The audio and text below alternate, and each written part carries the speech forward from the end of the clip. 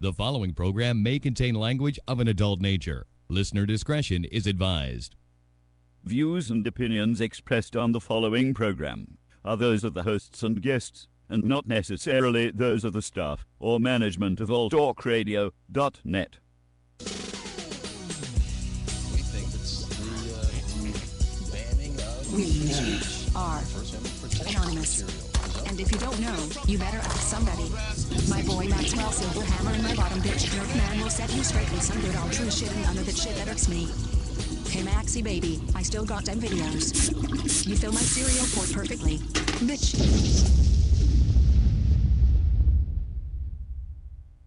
Ah, yes! Finally kicked those fuckers off the air. It's about goddamn time. I got sick of those fucks. Yeah, that GJ Jerkman and Maxwell Silverhammer with all their goddamn anti-corporate talk. Just be happy. We're gonna go celebrate right now. I think we should go do some golf and butt fuck one another. Oh, that's the greatest. I'm ready. Hold on. Go get in the car here. Get the hell in the other side. Another side. There you go. There we go. All right.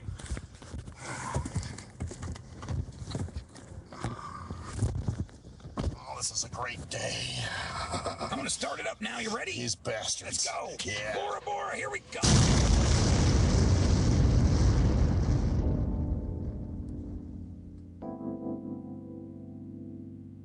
It's the STIM Radio Show. Maxwell Silverhammer, GJ Jerkman, Cruise Control, and G Motor. Do you smell fire? I think somebody lit a cigarette. No, it's the hottest radio show on the internet. So keep it locked here from 7 to 9 for the STIM Radio family ahead of their time.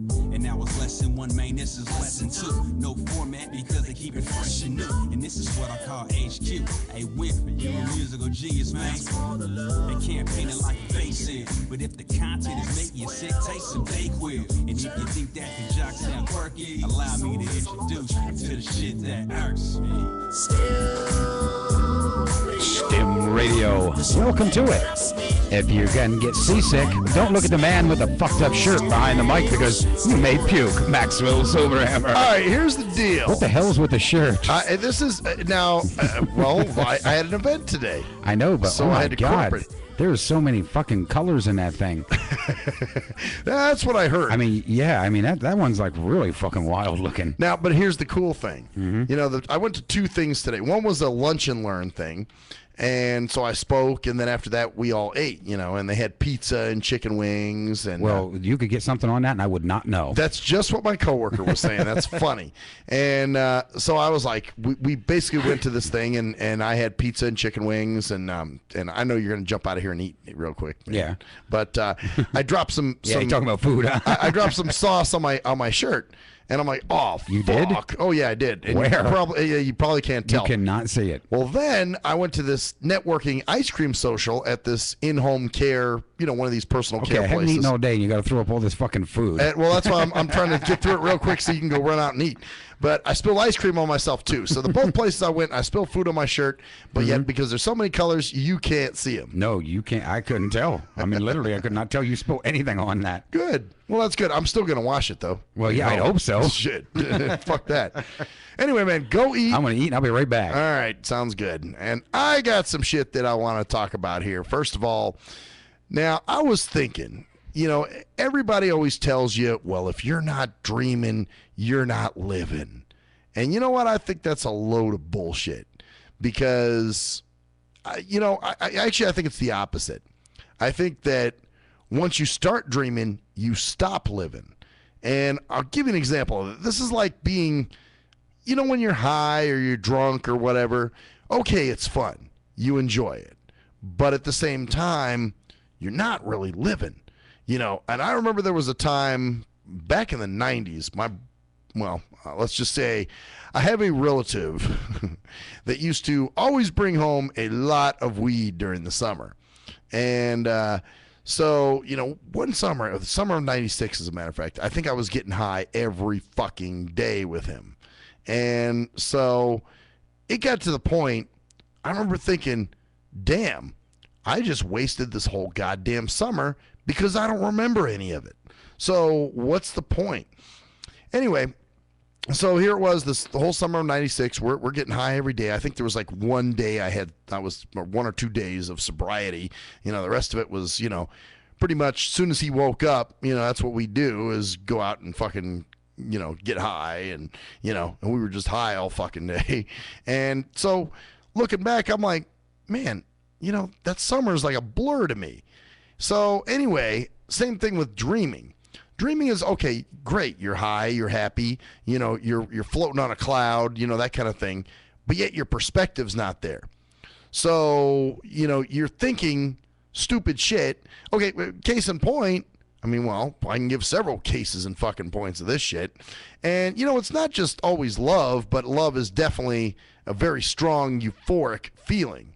And one such was, I remember when I was in high school. And I, of course, see, here we go, leaving, you're on a cloud, but at the same time, you have no perspective. You have no reality. So I basically, had this major crush on my theater teacher, Mrs. Poirier, at the time. Of course, nothing could happen. Jesus, what would happen? But I had these stupid ideas in my head. Oh, maybe there'll be one time that, if I get involved in a lot of the plays, maybe one time she'll drive me home and we can get to know each other. Dumb shit, and she was married, so that was even dumber. Anyway, that's how it is when you're dreaming, when you're stupid and don't have any perspective. So I was, on this little cloud in Dumbville. And it was midterm time, and I bombed 3 out of 6 my midterms. And even ones that I did, like classes that I did well in the class itself, like earth science, I fucking bombed the midterm. You know why? Because I was stupid. I didn't study. I was like, hey, Mrs. Poirier. And yeah, I totally fucked myself on that one. And I remember my mom was so pissed off at me, and she was like, what's going on with you? What's wrong? I'm sure she thought I was on drugs. No, I was just in love. That's all. In total love. I was completely sober because back then I didn't, do anything. I didn't drink. I didn't do any bullshit. But there you go. There's the point, So obviously, yes, you're happy and you're on cloud 9, but you're not thinking clearly. So, and another one was koala. Dude, come on. Yeah, I'm going to throw away my job, my radio show, my home, my family, and move to Colorado. And when you look back at that, you realize how fucking dumb you were. I'm back really quick, if you haven't noticed. Did you eat really fast? No. What happened is that I had a TV dinner, and we put it in a toaster oven to cook it, and it says in small print, it says conventional oven or microwave, and we don't have a microwave, and there's no conventional oven. We had a toaster oven, but in small print it says, except for toaster oven. It melted everywhere. Oh, fuck. So what are you going to do? I guess my mom's here. She says she's going to run and grab me something because I'm feeling like I'm going to pass the that's hell horrible. out. That's all. I'd be so fucking pissed. Yeah, I was in there going, oh, God, good. Okay, I went in. I'm like, oh, fuck, is that melting everywhere? And I looked in, it was melted. And, and it melted so that I wouldn't even try it because it had like the plastic and stuff that it has like it's mixed in your food. Yeah, it has like a toxic smell to it. Oh, I'd be so fucking pissed off. Oh, I'm not. Right now, I'm just like trying to keep my head above so I don't pass the hell out. Well, this is like that day, remember when I was here and, what was supposed to happen? We were trying to get pizza and I didn't have that the credit card. Yeah. That was a fucking horrible ass. It was a mess. Yeah. So I'm just talking about dreaming and how everybody says, well, when you stop dreaming is when you stop living. And I think it's the opposite because once you start dreaming, you stop living. Because you're living in a fantasy world, you're thinking? Well, yeah, because you're in this fantasy world and reality, you're not grounded with reality. Right. And you're out in, fucking retard land going, and shit's not real. And then once you come back to life, you're like, holy shit, what did I miss out on? Right. And, I've compared it to being high and being drunk and all that type of stuff. And just think, and I was saying for instance, summer of 96, I was all, that was like the summer of total fucking stonage. And remember after the summer was over, I was like, damn, I feel like I missed the whole goddamn summer. You did. What did I do? Pretty much. Yeah, exactly. I was high the whole fucking time. So it's like, okay, well, great. I just, missed out. Now I have no memories. I have no nothing of shit because it all kind of ran together. Kind of blew then, huh? Yeah. In retrospect, right? Yeah, exactly. Not that it was a horrible summer, but at the same time, I don't really remember what kind of summer it was because we were high all the fucking time. So anyway, I guess I was saying that to say, you know, when people tell you, you know, when you stop dreaming, you stop living. No, it's actually the opposite because you really, you know, once you stop dreaming, you actually start living because now you have perspective and you can actually travel through life and live and do what the fuck you need to do. Right. Makes sense. So, well, and I guess because I'm thinking kind of with the whole Tootsie Toes thing, I'm almost embarrassed to admit to you some of the shit that Right. that I thought about with her. It's not to be embarrassed about. I mean, everybody's got their thing. I mean, when you're anticipating something, you get fantasies. You get all kinds of stuff that runs through your head and stuff you would like to see happen, you know, and then reality kicks you in the ass. I mean, some of it's just fucking dumb. I mean, it's like... Well, I'm sure. I mean, hey, I've had fucked up ideas in my head.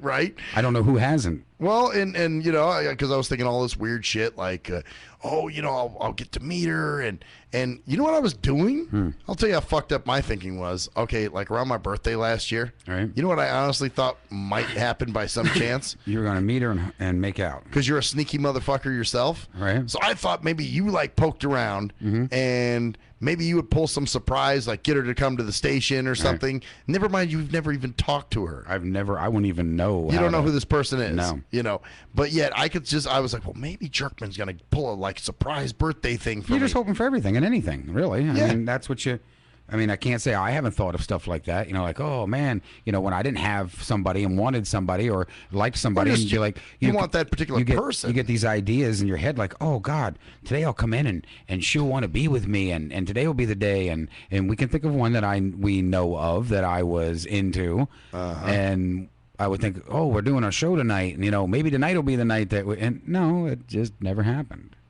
But I had all kinds of weird fantasies in my head. Oh, and I'm sure there were whacked out things like, you know, maybe there'd be one night where she needs a ride or something, and like, or she'd come down early and come hang out and talk to me, and we'd be like, oh, you know, I want to be with you, blah, blah, blah, that kind of shit. Man. You know, you get this whole fucking fantasy that runs through your brain, you know? Yeah. Well, and actually, I think it's good because it's fun and it makes you happy. But at the same time, it can be detrimental, too. It can give you false hope. Yeah, exactly. It gives you false hope for shit that isn't going to happen.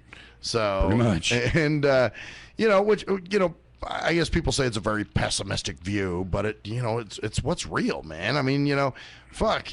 You know, and I think for me, as a rational person, you know, I told you that I think a lot of times relationships make me irrational. Mm-hmm. They do a lot of people. Well, there you go. That's it. And I think, you know, God like has it set up like, hey, dude, you got to keep your mind. There's times to me that I sit back and think, you know, okay, I love Danielle, but I think, why did I get back in a relationship?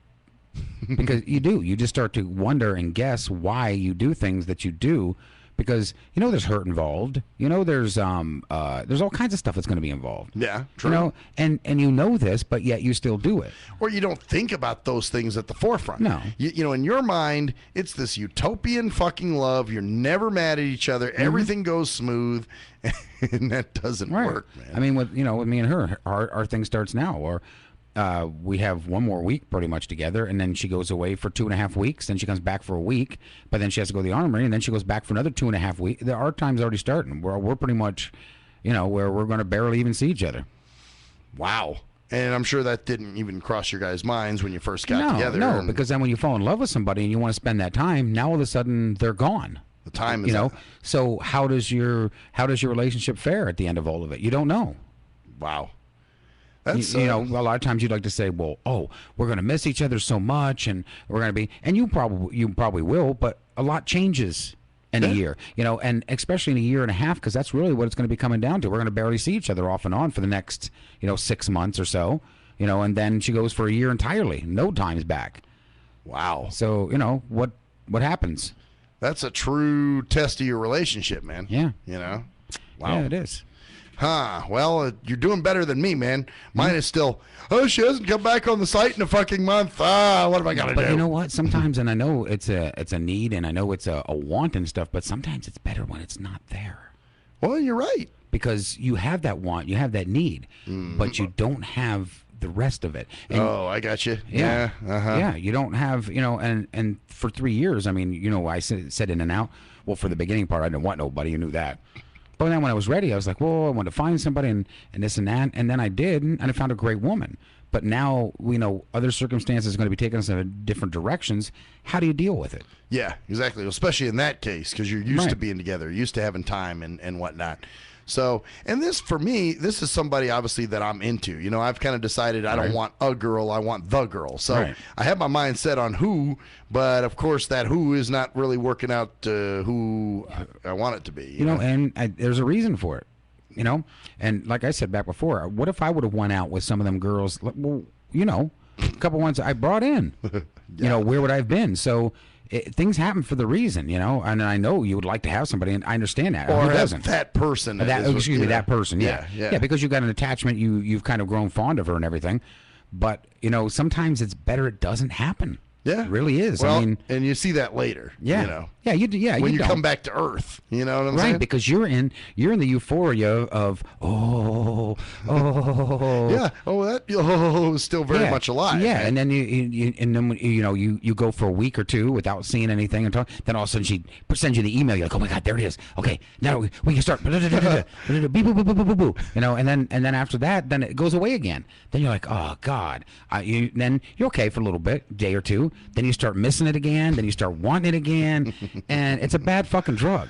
Yeah, it really is, man. And like I said, I can have someone if I wanted that, but I'm not. Anybody can have somebody. Right, and I don't want that. But having the one you want's different. Yeah, exactly. Hey, fuck all that. I mean, I don't have to settle. I already know that, man. Because sorry, I am a catch, and I understand. And you shouldn't settle. But the thing is even when you get Tootsie Toes, if you would, okay, suppose you got her. Say it did happen. Say it did happen. Then there's going to be a period of time when after that wears off and you're into that, then the bad things happen once in a while, which they're going to. Arguments. And then you start, that feeling that you had is never quite the same as it was in the beginning. No, but... and that's where a lot of relationships fail. And at the same time, though, I mean... I'm willing to hold, like with Koala, I was willing to hold it together. The only stupid stipulation was that moving shit. Well, would you want another relationship like that, though? Honestly, she lives in California, you live here. Yeah. Well, would you want it? Oh, now I got to take a plane out. I got to go see her for a weekend, and I got to hurry up and run back, and I get to, do you really want that again? Well, and that's kind of right now. I could say yes. Yeah, because you want her. Right. But think about past her and the relationship part of it and the traveling and the getting out, which, at first you're thinking, well, that's not too bad because I can get out. Yeah. But really, in the long run, think about it. Well, and how will things end up, right? And that kind of thing. Because there's going to be a time when you're going to get complacent with her, and then, oh God, I got to hit if I want to be able to see her, I've got to fucking hit a goddamn plane, shoot at, and then after a while you're like, God, why can't this be fucking easier? Although, for me at the time, even when things were starting to slow down in here with Koala and I was still enjoying the fact. I mean, matter of fact, I think you made the comment one night, man. You got the best up because you get to go out there and all you do is get laid and then you come home. And I'm like, yeah, because you don't have to have this. But the problem is what if you become more in love with her and want to see more of her? Well, I guess you cross that bridge when you come to it. And then it's one or the other has to move. You have to change your entire fucking life. I mean, and you're going to change your life when you're with somebody, no matter what. Sure. Changes come. Right. But that's a big change. It's not that, like you were just saying when I heard you in here yelling, "Ain't gonna motherfucking cow gotta go out to Colorado and fucking milk cows." Oh yeah, it's stupid. And that would be it. I mean, that would be the decision one of you two would have to make. But you look back and how stupid that would have been. Well, see, right. But right now, you don't think it would be too stupid with her because you want her. Yeah. Retrospect, it was a dumb thing with the other one. I guess you're right. Yeah. So, well, maybe. Who knows where things lead? I just don't know, and that's the whole thing. I mean, life's a fucking gamble, no matter what you do. I guess my thing is I want the opportunity to at least say, right, okay, I see why this didn't work. Right now, I don't even know. But like I said, you might get yourself into a situation that it could very well work, but it's not exactly what you need. Like I said, with me and her, me and her are great together. But the fact is, this other stuff is going to put one hell of a test on us, and and a lot of different things, you know. So it's not always. Too bad it couldn't be the way you'd like it to be and be that way. It just never works out like that. It's not that way. You know, and the one I did have out my side 24/7, you know, was a pain in the ass. Didn't care for me. So, you know, I wished it would have been reversed.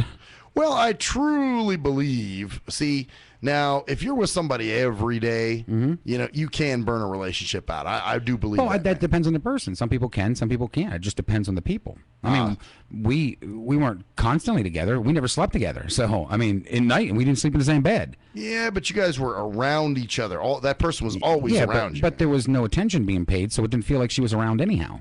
Huh. That's interesting. Yeah.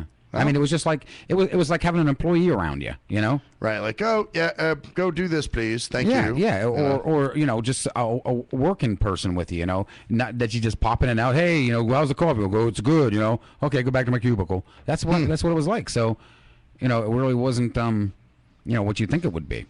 Yeah, I guess not. Well, you know, like I said, I guess you want to at least be able to have that opportunity to say, this is why I wouldn't want this, and this. Careful what you wish for. Oh, yeah.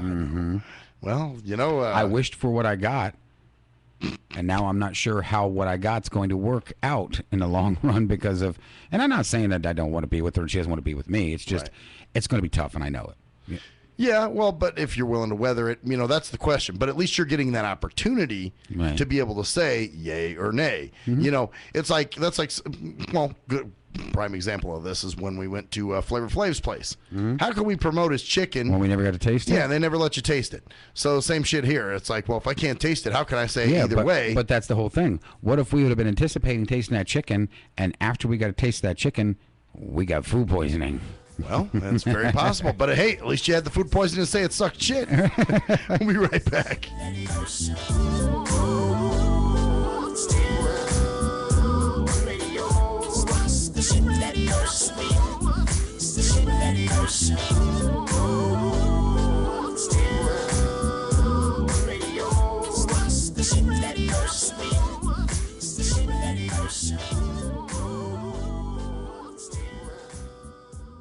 If you're a fan of hip-hop and R&B, join me, the Bruh Ren, for a full non-stop hour of back-to-back slappers. That's back-to-back slappers. Where the playlist spans from genres like R&B, soul, R&B, soul.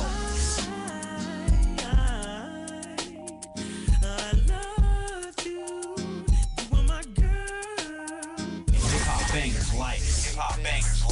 Sitting on 25 mil, I'm in the building and I'm feeling myself. Rest in peace, Mac Dre. I'ma do it for the bay, okay? Getting paid, we'll holler whenever that stop. My team good, we don't really need a mascot. Classic throwbacks like. Well, I'm peeping and I'm creeping and I'm creeping.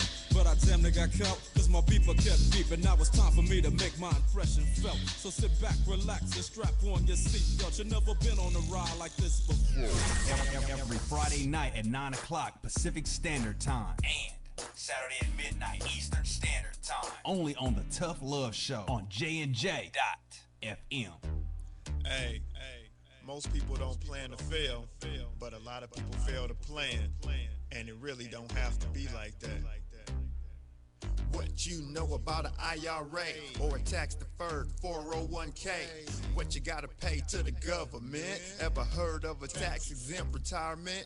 That's info most folks don't know. What you gonna do if you live too long? What you gonna do if you die too soon? Can your spouse afford the house? Will your family go bankrupt if you get sick? You got a plan in place to cover medical debt? I'm not talking about Advil. I'm speaking on long-term ill. You ever seen a bill from that home where Big Mama went to live? It's like $73,000 a year. How you gonna pay for that? How you gonna pay for that? How you gonna pay for that? How you gonna pay for that? You work hard every day, but you really don't like it. You're looking at a retirement crisis. Got a good education, got a good job, got the age and the time, but still got robbed in 2008 when the market crashed. Wanna tell your boss to kiss your bus pass, but you can't cause you upside down and your savings on life support right now. Said you can't cause you upside down and your savings on life support right now. So you wake up in the morning and you put on your game face. Then you run out the house late, headed to the same place. On the bus like I'm stuck in your core like I'm stuck. What you need is a solution, more income and less confusion. What you gonna do, where you gonna go, who you gonna talk to get the info and get money. You can talk to me, you can talk to me, we got what you need, or you can join the team. Build yourself, then build your wealth by sharing what you learn with somebody else. Each one, teach one how money works. Stay compliant so nobody gets hurt. Move like a union, be ambitious. We all independent, follow the system. Move like a union, be ambitious. We all independent, follow the system.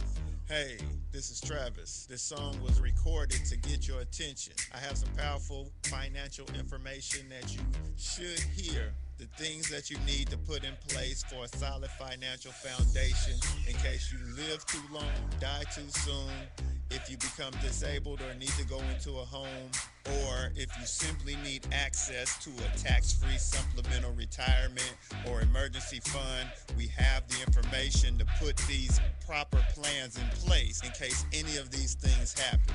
Contact me at my email. That's TKEETONWFG@gmail.com. That's TKEETONWFG@gmail.com. Let's set up an appointment, sit down at the kitchen table or coffee shop somewhere. I'll show you the information. If you have the need and the means, let's get it done. Or if you're looking for a business with a great compensation plan and a proven system, you should join the team. I know this business isn't for everyone, but it's one of those rare situations where if we all follow the system, it can be a win for all involved. The companies win, the clients win, or the families win, the brokers win. We're entrepreneurs, we're our own bosses. Everyone is a broker. We can make good money and travel around the world on the company's dime. Let's at least try to do it. At last, the wait's finally over. Be Sick returns from a long hiatus with a brand new album entitled Mr. Zero Tolerance. Available for digital download only. Be Sick's no punches pulled approach on the mic gives listeners what they want, as well as gives the rap game a well-deserved kick in the ass, with such hard-hitting gems as the title track, Mr. Zero Tolerance. Mr. Zero fucking tolerance, you fakes at your fun. My tongue's replacing the gun. My toleration is none. Fucking buster and a bitch. Or the laid-back, fun-filled street anthem entitled Change of Pace, featuring Ghost. This is something to bump as a gift to the haters. So turn it up loud just to piss off your neighbors. And if you out rolling, you'll be getting a ticket. And if you straight to the guts, blind to the facts. Blind to the facts that your mind's in a trap. Blind to the facts that with time we adapt. Blind to the facts of what you don't understand.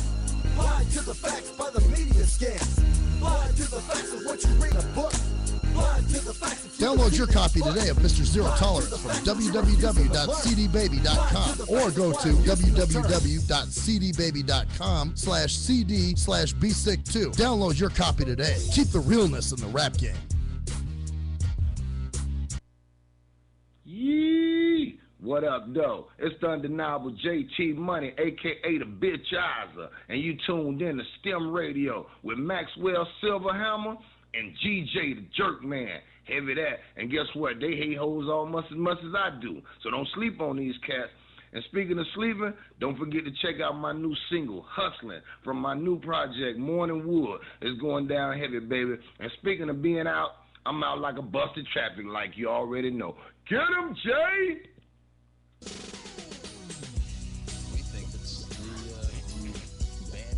We are anonymous.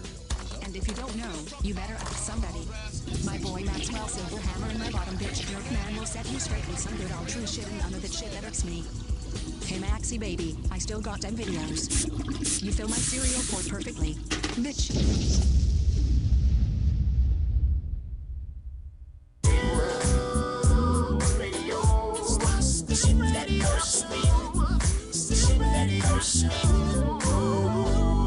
Back to the STIM Radio Show with the man behind the mic. Head glows in the dark, larger than his penis. Maxwell Silverhammer. And how do you know what size my penis is? Because I've actually had some of your exes tell me, and they said they thought your penis was white until they actually, Oh yeah? Yeah. Wow. They were totally shocked. Now, hey, look who we found, man. I know. Streets, man.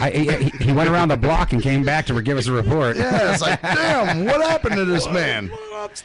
Hopefully you guys caught the block report earlier at 6 o'clock. And but he would see what happens. He likes it here so much. I walked out and he's still sitting here talking, and I'm like, you know what, man? You haven't barfed up all your whatever the fuck you had to talk about. So he's got more in him. Oh yeah, of course. Well, I always like his perspective, and he always has an open door policy on my show. Well, thank you, thank you, Max. Man, and you know what? In 2 weeks, 2 weeks from today, on the 23rd, we're going to be sort of linking our shows together because he's going to do the block report, and we're going to take that same topic that they're talking about on the block report. Are you going to talk about what the topic is now? We're going to talk about race relations. So we have a white guy and a black man getting together. Talking about race relations. Well, and you know what? We may or may not. I don't know, man. I think for the most part. Should we play Ebony and Ivory for the opening that night? That would be funny as fuck. Maybe we'll get a clip. You know what? If we can get away with it, we'll try it. Yeah, or just if you just pop a clip, maybe just a few lines, and then just that way, boom, just fade it out, Anyway, that's what we're doing on the 23rd. We're linking them up, man. Well, thanks, man. I appreciate that because, I would take the hour, but as you know, this subject is hot and it will bump in and, you take it over from there, man, and just keep rolling with it because I really believe that it's something to talk about, and it's something that we probably ought to talk about. Oh, yeah. Well, I'm sure for instance, the other time when I was on your show, we talked about hip hop. We could have continued that into my show. Well, I didn't know that because you know what I mean. I never in my life, seen a microphone that I didn't like. You know what I'm saying? So I would have done it, but I don't want to, come and take your subject matter. Even though everything that you talk about is just very interesting to me, and I just like the kind of the way you tackle it. Oh yeah. Well, me, man. I go at it a certain way. Well, here was the thing, man. This was interesting. Today, I spoke to a gay senior group. Basically. So they were an LGBT group of seniors. And I got to tell you, they were very cool. You know what I'm saying? It was just like way cooler than a lot of the straight motherfuckers I talk to, man. Wow. I go in, like some of these other like assisted living places or like senior centers, and they're, man, and even it's kind of cool because, my assistant now tells me, because I always like to know, well, were people attentive? Were they into it? Were they, what? And he's like, yeah. He's like, this was great, man. He's like, nobody was sleeping, which I've been in shit where, I'll be talking and all of a sudden I'm hearing. No interest. And I'm like, there's a motherfucker snoring over there, or whatever. So let me ask you this though, Max. What does that look like? Is it a senior gay group? I mean, is it like do these people just get together? Or, what's their deal? Guess they're senior citizens that just happen to be gay. Which it's got to be hard, man, because fuck, in their time, right. There was no way you came the fuck out, man. Now it's so prevalent, Right. Matter of fact, it's almost over prevalent now, I think, because you got, you have kids that'll be like, I'm gay. No, I'm not gay. Yes, I am gay. Right. And you're just like, what the fuck? Yeah. Well, Max, we talked about it. And I tell you, man, this is something that, and people who know me know, I just don't feel very comfortable talking about it because, I think I'm a pretty decent guy. I don't have anything against any group, and I never have, and I never will. Right. But at the same time, there are some things that have gone on in my life, in my teachings, in the way I was brought up, and some things that are just very, very in contrast with that now. And let me tell you, there are some undercurrents in me right now that just doesn't feel very good. I don't know, what I should do. But here, I woke up one day, and I'll be honest with you, I haven't told anybody this. And my daughter, I love her to death, and she didn't mean this in any derogatory way, but I just told her what I was feeling. She said, well, Daddy, I'm going to be honest with you. That's what being homophobic is about. And I said, no, I'm not, and I'm not, and I'm not. And she goes, man, see, I don't even like that word, homophobic, She made me feel bad, though, dude. So now what am I going to do? I ain't saying anything. That's like, when people say homophobic, it's almost like to make themselves more powerful. Like, oh, you're homophobic. Like, no, I'm not scared of you. I just don't agree with your lifestyle. I don't understand it. Basically, I don't understand it. Man. Like I said, I'm cool with gay people if the gay shit is done behind closed doors. The minute, I remember one time, this is a few years ago, my ex was working for a radio station, and they had a show on there called coming out in Vegas or something like that, and they had this swim party. And I'm like, okay, I'll go swimming. I don't give a fuck, you know. It's all gay people, but I'm gonna go swimming. You know, I got my swim trunks on. Nobody's sucking it, you know. I'm not going swimming naked with these motherfuckers. But see, that didn't bother me. But you know what? I gotta, you know, it's your, like you said, your upbringing and what you're used to. So I can't really knock that either, man. No. And a lot of people do, man. A lot of people would say, oh, you're closed-minded, you're this, you're that, whatever. But you know, some people, man, we got our things, you know, like there's certain stuff that bothers the fuck out of me. You know, like I hate motherfuckers that can't speak English. You know, that shit irks the fuck out of me. I'm like, dude, if I can't communicate with you, then I don't like you. You know, that's just, and that may seem closed-minded, but you got to see it from my perspective. I can't see you, so I can't fucking communicate with you at all. You know, imagine how frustrating that's got to be. Yeah, it is frustrating. You know, I was listening to you, rather reading some things that you were doing on Facebook the other night. I said, fuck, I woke up, I'm going, fuck, somebody done pissed Maxwell off. He's pissed at the world right now, and you were and you know what? And I started reading, I'm going like, fuck, he's right. He's right. But you know, reality is, man, and all that stuff, you know, when we talking, with this money and everything, the game is just fucking changed, man. I mean, and I can feel your frustration and everything about, you know, the political processes and, you know, you being a conservative. Well, a lot of you don't know it. I'm not conservative too. I don't claim conservative. I don't claim a party at all. I'm here. I'm not a party, but I tell you what, if I had, I'm center left. I'm probably center left. Yeah, that's what I'd be. Center left. So like, I'm not. I don't, because I don't like to say liberal or conservative, man. No, really. me either. I mean, if you were to ask me what would be my political, I don't have any political affiliation, but I would say independent. I think, you know, if given a party. Yeah, but anyway, they had you freaking going. I'm going, what the fuck? Who pissed off Max? But anyway. Oh, you know, that's who was these clowns that were chiming in with you? Oh, there were some big. There were some clowns, man. Depends on when, you know. There's different stuff. Like when I was talking about the pills and shit. You know, the psychological, because that's one thing that really fucking sets me off. But anyway, back to the gay thing, man, real quick. They were very cool people, and they actually seemed very, and their questions were good questions.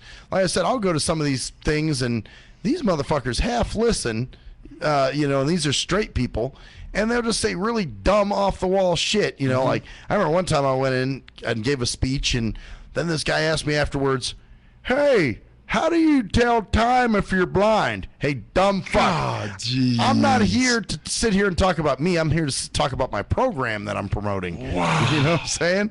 Wow. So it's that kind of shit, you know, and a lot of them are just dumb fucks. But yeah, the gay people, it seems like they're a little more. And these people are fairly conservative. They're not. That's what I was getting ready to tell you. Was the swim party I went to, and these guys were just disgusting faggots. I mean, really, in the sense of you know, when you sit there and you listen to the conversations. Every other thing I heard about was fucking in the ass, sucking cock, you know, and okay. And I'm like, dude. Are you kidding me, dude? I swear to God, I'm sitting there. I was sitting on a lawn chair after I got out of the pool, and I'm hearing, oh, yes, and, you know, taking it in the ass and fucking sucking dick, and that's all I'm hearing around me. And I'm like, Max, come on. Dude, really, you know, listen, I'm from Alabama, dude. I'm being honest with you. Tell the truth. I swear to God, if I'm lying, God will hit me with lightning right now. That's how he spoke. There was like some guys sitting right next to me that were talking like, oh my God, and my ass and my cock and my this, and all I heard was conversation. You know what? It reminded me of being like by a hornet's nest, and all you're hearing is buzzing. You know, and that's all I'm hearing in the air. Buzzing is sucking dick, fucking in the ass, all kinds of like gay conversation. Where these people weren't really like that, man. Like you could probably come up and actually talk to them. Like they're very conservative about their gaiety, which I'm cool with, man. Because hey, you're gay in the bedroom. But out in the street, you're just a regular person, and I'm cool with that, man. If that's what you want to do, hey, you know, I think it's gross, but you know, who the fuck am I? You know, I can't judge somebody for doing that kind of shit. Yeah, you know, this same-sex marriage and this, you know, marriage equality and all this stuff that's going around. I don't know, Max. Like I said before, man, I'm just. You know, man, it's just this undercurrent in me. It's just I don't know, Max. I don't really know what to think about it. Well, you know what? You don't have to love it. And you see, this is the bad thing, man. Society has made you feel guilty about not being comfortable with it, which is shitty. which sucks because, man, you should be allowed to be, hey, you know, everything in life makes you, you know, I mean, there's certain people I don't like to be. If you know, somebody's a drug user. Right. My fucking, my antennas go up and I'm like, I don't want to be around this motherfucker, you know, and, you know, and people say, well, that's close-minded and that's shallow. Well, you know what? Too fucking bad. There's sometimes some people don't like being around me because I'm blind, because they're afraid to catch it. Wow. So in the grand scheme of things, that sounds very stupid. Silly. But at the same time, I can't knock them for the way they think. I can. Because they're fucking stupid, okay? Well, but you know what? I'm just saying. Somebody could be saying they're fucking stupid, okay? Well, you know, no, I'm serious, dude. But to think something like that, dude, come on. You know, here's what I can tell you. What if someone would say something like that, and if it was a joke, it's even fucking stupid. Well, and if they don't know any better, it's fucking worse, okay? But it's dumb. But then again, somebody could say the same about you for not being comfortable with the gay thing. So that's why I'm like, well, you know, you can't really just. People's prejudices are just prejudices, man. You can't. Yeah. They're dumb as fuck in a lot of cases. I'm not going to disagree with you there, but at the same time, you can't really knock somebody for, you know. I mean, let me ask you what it is about this gay thing. Do you think that because when I was in the 10th grade, there was this guy, his name was Percy, and he liked me, and they told me that, and I was in 10th grade, and he was a senior in high school. So, you know, just coming first in high school, I didn't really understand a lot about it. And one night, I was leaving my girlfriend's house, and I met him on the avenue, kind of turned the corner, and there we were, like, face to face, almost lip to lip. Oh. And the guy says to me, oh, Ro, man, he goes, I really like you. You're just so hot. And as a kid. Damn, he was that open with it? I ran. This is back in 1968. That would have scared the fuck out of me, too, dude. No, 67. I ran. And you know what? I got to tell you something. I really believe that was the start of my just total misunderstanding about, you know, homosexuality. And I couldn't get over it. I never got over it, I don't think. Well, I think here's the other side of this. Gays don't do a great job of making people comfortable with the fact that they're gay either. You know what I'm saying? There's a lot of gay people, like, for instance, I'll tell you my first faggot experience. That didn't sound good. Yeah, it sure did. You want to turn the mic off? Let's rewind that. You know, I know Jerkman doesn't edit here, but no. My mom owned a hair salon. You know, when I was younger, I was about 10 or 11 or something. And I remember there was this dude named Steve. Well, hair salons are like fagnets. You know what I'm saying? A lot of gay people working there. And that's so crazy. I love this guy. He ain't politically correct. That's my damn sure. I love it. Yes. Yeah. So, you know, they're total, the hair salons are fagnets. You know, that's where the gay people are. And so my mom had this guy named Steve working for her. And I remember he walked, I was outside the hair salon, and he comes out and he's like, what are you doing out here? And he's like, you're gonna get yourself hurt. And I'm like, oh, I'm good, man. I'm just playing. And then he kind of walks up. He goes, ah. And okay, now I had hair back then. You know what I'm saying? This is before I started shaving my head. And he goes, ah, your hair looks terrible. And he starts combing it off to the side. And I knew something was wrong. I'm like, yeah, it's freaking you. Just even hearing the story, right? So yeah, he, you know, and that just seemed very strange because I'm like, okay, you're an older man, I'm a younger boy. Wow. This isn't fucking appropriate, you know. So he didn't, you know, that's as far as he went, thank God. But that was always, you know, you don't do that shit. You know, you don't start combing another man's hair. No, you don't. You know, or another boy's hair. You know, that shit's just. Yeah, it's just something you don't do. Yeah, exactly. So that was the thing that kind of freaked me out a little bit for a long time. And I'll tell you, the one thing that sort of made me a little more comfortable around gay people was there was this guy named Joe that used to live with this friend of mine. And I mean, he sounded gay the way he sounded, but I mean, he talked kind of like this, you know what I'm saying? But I guess I was calling for my buddy. And turns out my buddy went to jail. And so Joe was like, well, actually, Dave's in jail. And I'm like, oh, really? So then we got in this long conversation about Dave, because Dave just had some issues in general, man. Dave was just couldn't keep his ass out of trouble. You know, it was one of those things. Anyway, Joe and I started talking, and, you know, he just explained to me. He was like, look, I'm gay. He was like, but at the same time, he goes, I'm respectful enough to, you know, he's like, I'll be honest. He's like, I've seen you when you've been over here. He's like, you're an attractive guy, but I would never try anything with you, unless that was something you wanted. So I'm like, okay, cool. He respects my boundaries. Right. So then I realized that, okay, there are gay people that do respect boundaries there. So ever since then, I've been a little more accepting. But boy, if you come out, you come out blazing, man, that's when I'm like, okay, dude, now, again. That's scary. It scares me. Exactly. Me. Like if I hear you talking, it scares me, bro. Exactly. Well, it's like my I got one buddy. I tell this story all the time. This is funny as shit. Andrew, and he used to work for Easter Seals. And I remember one time we had a meeting over there, and I was like, damn, I got to piss. And he was like, oh, I got to go too. I was like, well, shit, let's go to the bathroom. I wasn't even afraid. I'm like, dude, it ain't shit. Don't go to the bathroom. We're men. And he was like, well, no, you go first. And I'm like, nah. I was like, it's a public bathroom, dude. You can come too. And he's like, no, you go first. And so I later was joking. I was like, damn, this is the first time a gay man did not want to come to the bathroom with me. Wow. But from doing that, it let me know that, hey, you know what? He wanted me to know that there's no way. He respected me as a person, and he didn't want to overstep any boundaries. I had a situation similar to that after I had that with Percy, and this was similar, and it was really pretty much on the same street in Mobile, Alabama. Boy, that's a bad street for you. It was the street, the Broadway, the funky Broadway. Oh, that's why. Yeah, it was the funky Broadway street in Mobile, And so one day it's raining like a son of a bitch. And this guy, he says, hey, brother, you want to come up and wait out in the rain? And I thought it was a nice gesture. And so I said, yeah. So I go upstairs on the apartment, and he lets me in. And when I get in there, there's 5 senior citizen gay guys, and you could tell because the way they started talking to one another, they called each other, honey, come here, mother. That was mother? Yeah, oh, mother. Fuck. That was their deal. And they said, young man, are you hungry? And yeah. He goes, fix this boy a plate. And they went in, man, let me tell you what. They fixed me food. They were nice to me.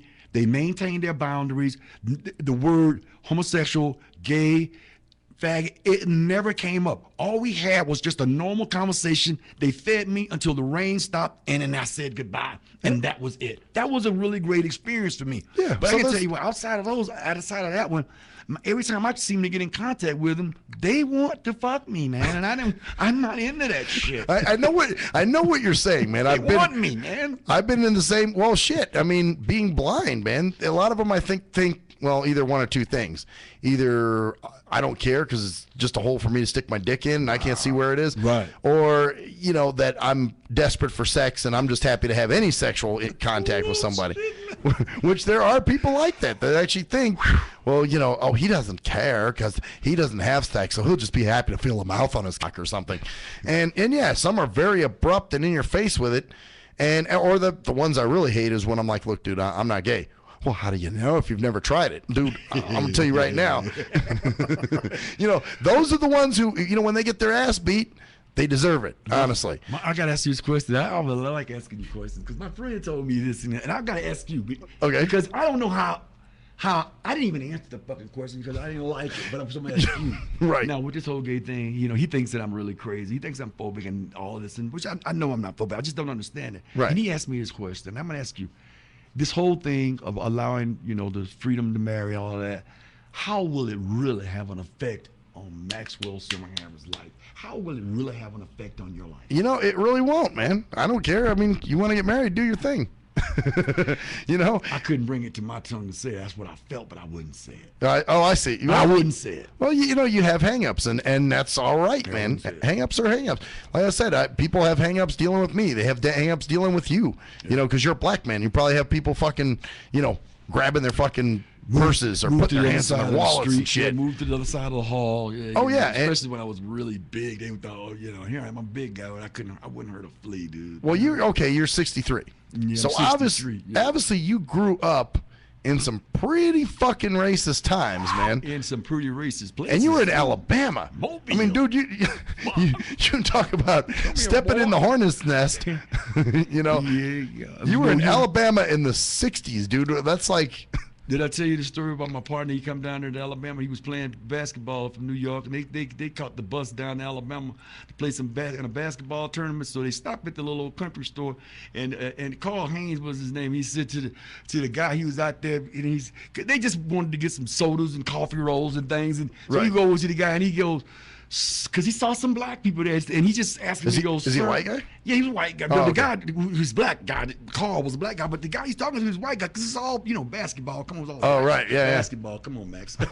Well, you never know, man. I'm not trying to group people in. I do. I'm good at that. Hey, at least you admit it. I'm good at that shit. Actually, there's some things I'm pretty groupie about too, man. I can't lie. So anyway, Carl asked the guy. He goes, "Hey, sir, where do the black people hang out around here?" And he said, "The last one hung out around here. See that tree right there, boy? That's where he hung. I swear to God." Is that where he went? He actually said that? Yes, he said, "Dude, the motherfucker actually told me the last one around here hung on that tree right there." I'll tell you this story, true story. Right, and you can check me out on this tonight. Right around the corner from where my father's house is still to this day. The property is there. The house is down. A guy came in, snatched the black guy. They killed him, and they got caught, and they murdered. He got the death penalty, and they finally killed this guy in prison. But that happened in my neighborhood. They came to the pool hall and grabbed him and lynched him. And this was in the 90s, bro. And really? Killed him. Read the story. In Mobile, Alabama, they caught the guy. Before he was put to death in Atmore at the state house, before he was put to death, he changed his whole life, and he had kind of turned around. But I'm going to tell you, and when I go home, they cut that tree down. But no, they hung the guy on that tree in that house. There was one street over from where my father lived. That's how close I was. But the fact that they're still doing it in the 90s, man. This happened in the 90s. Read, it's a hell of a story.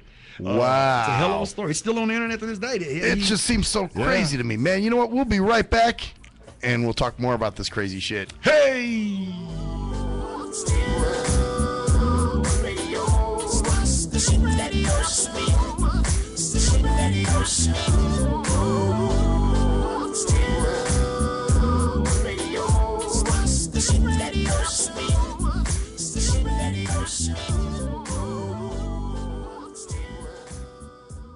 If you're a fan of hip-hop and R&B, join me, the Bruh Ren, for a full non-stop hour of back-to-back slappers. Back-to-back slappers. Where the playlist spans from genres like R&B, soul,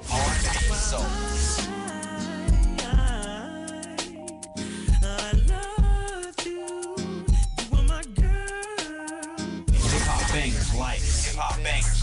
Sitting on 25 mil,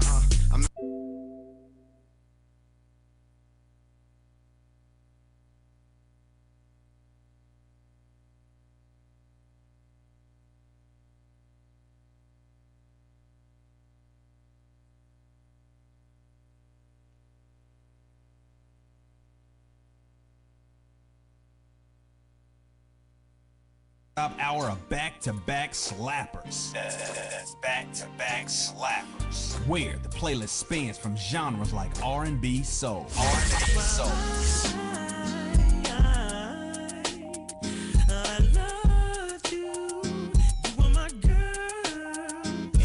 bangers like. Sitting on 25 mil, I'm in the building and I'm feeling myself. Rest in peace, Mac Dre. I'ma do it for the bay, okay? Getting paid, we'll holler whenever that stop. My team good, we don't really need a mascot. Classic throwbacks like. Well, I'm peeping and I'm creeping and I'm creeping. But I damn near got caught, cause my beeper kept beeping. Now it's time for me to make my impression felt. So sit back, relax, and strap on your seatbelt. You've never been on a ride like this before.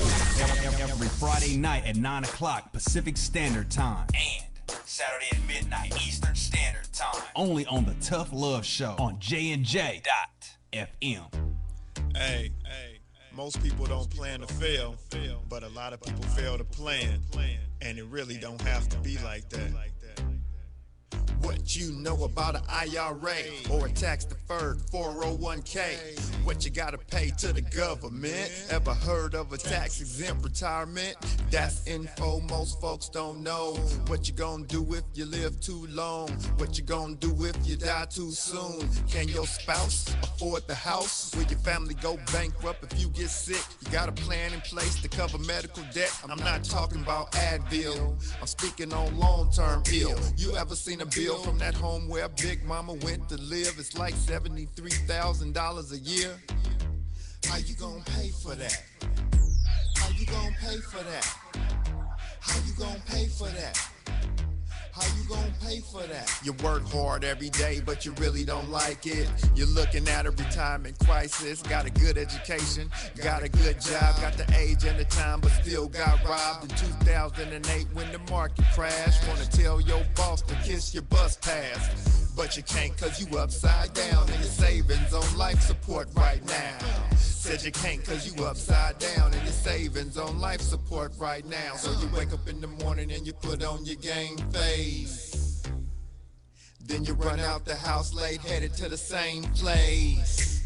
On the bus like I'm stuck, stuck, stuck, stuck, stuck, stuck, stuck. In your core like I'm stuck, stuck, stuck, stuck, stuck, stuck, stuck.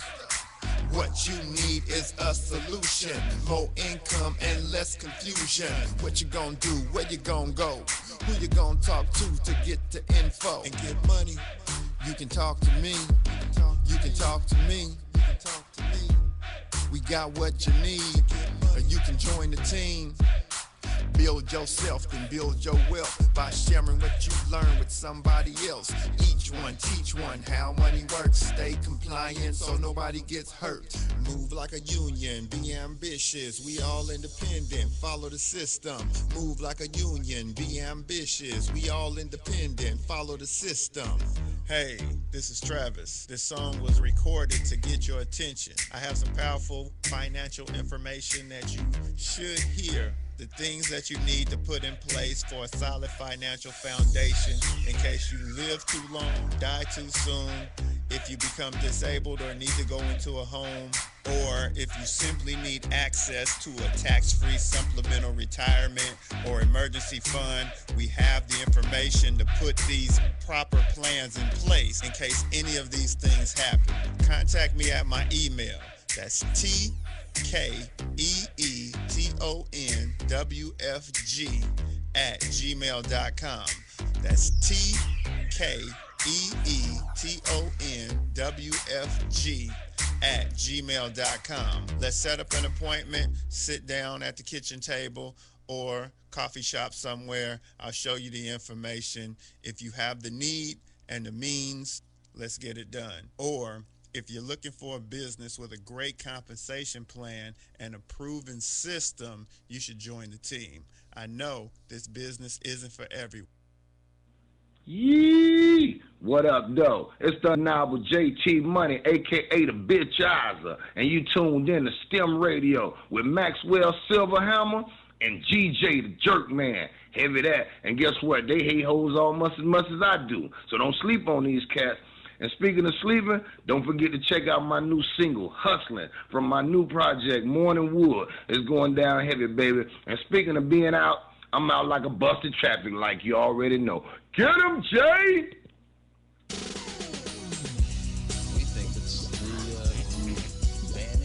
We are anonymous. And if you don't know, you better ask somebody. My boy Maxwell Silverhammer and my bottom bitch Jerk Man will set you straight with some good old true shit and none of that shit that irks me. Hey Maxie baby, I still got them videos. You fill my cereal port perfectly. Bitch.